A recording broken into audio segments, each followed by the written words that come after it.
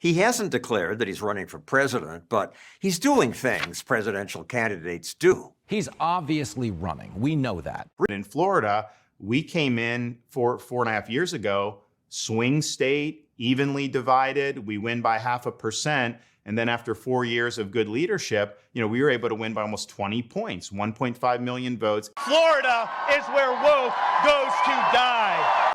Those are not just Republicans. I mean, we're happy that we've got a lot of Republicans that support us and we have got a strong base, but we're winning decisively amongst independents. What caused that probably was COVID.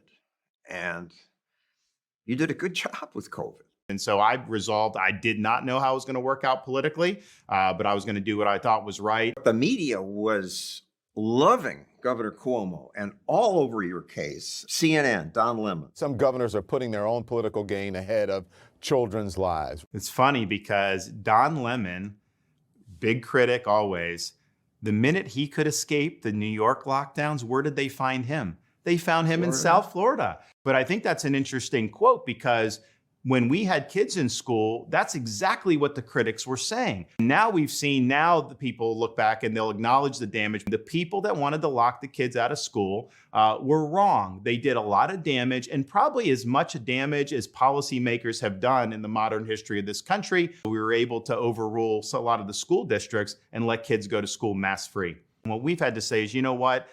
Your personal freedom to make these decisions in Florida is going to be respected. So we barred the vax mandates and said that's your choice. And the same thing with the mask. The mask, even Fauci's now admitted the mask. He said maybe 10% reduction. So do you side with the individual or do you side with the corporation? And so on these biomedical issues in Florida, we've just consistently sided with the individual.